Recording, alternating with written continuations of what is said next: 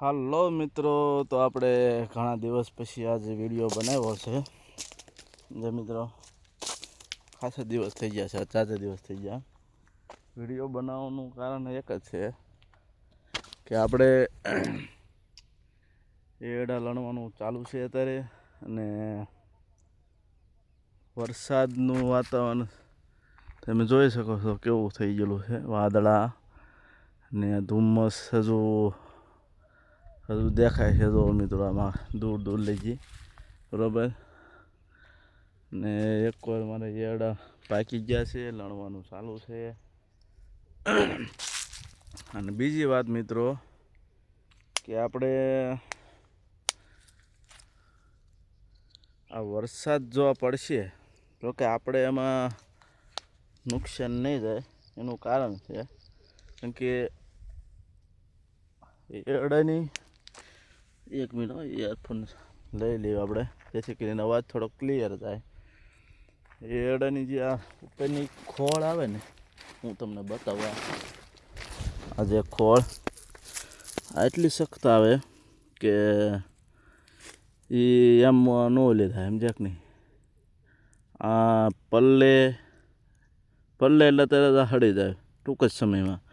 બાકી જો આ પલ્લે નહીં ને તો આટલી શક્તિ રહે ને કે એની સીમા નથી કોઈ, સમજ્યા મિત્રો. એટલે આપણે વરસાદ જો આવે કે આપણે એને કાંઈ નડે એમ નથી, પણ જે માણસોને અત્યારે પાક ઉપર આવી ગયેલો છે, દાણા છે બરાબર.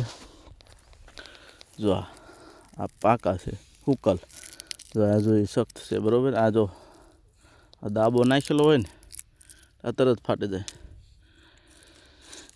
જો છે આના આ જો ઉપરનું છે, આ એનું એ જ છે, સમજ્યા કે ને. સુકાઈ ગયેલા છે અમુક, જો આ કાળા પડી ગયેલા છે કે નહીં, એ આમાં ઢગલાની અંદર આપણે રાખવામાં આવે ને એટલે દાબો આવી જાય, એટલે એ હળી જાય.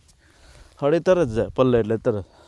પણ અમુક જે માણસોની ઘઉં પાકવા આવી ગયા છે, પછી ધાણા છે, જો આ વરસાદ આવશે ને તો ધાણાને ઘઉં છે એ બધું માણસોને બગડવાનું છે, સમજ્યા. એટલે આપણે કુદરતને બે હાથ જોડીને એક જ અપીલ છે કે વરસાદ કમોસમી આવવો ન જોઈએ, સમજ્યા મિત્રો.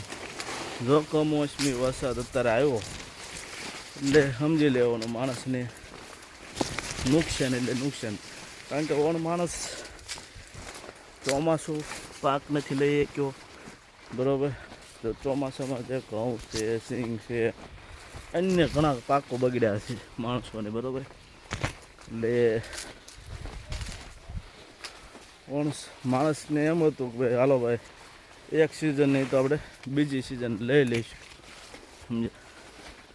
જો બીજી સિઝનમાં જો વરસાદ આવ્યો એટલે ખેડૂતને આત્મહત્યા કરવા સિવાય કોઈ ઉપાય નથી, સમજ્યા મિત્રો.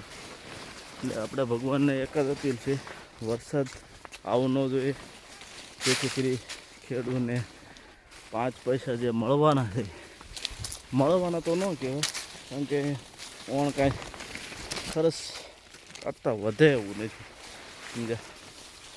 એવું છે. ચાલો મિત્રો, મળીએ આપણે નેક્સ્ટ વિડીયોમાં. ત્યાં બધી બધાને જય માતાજી. શું કરે સનુ? હે શું કરે? હે શું કરે? કાંઈ નહીં. હમણાં તારા પપ્પા આવવાના, તે કીધું ને તારા પપ્પાને.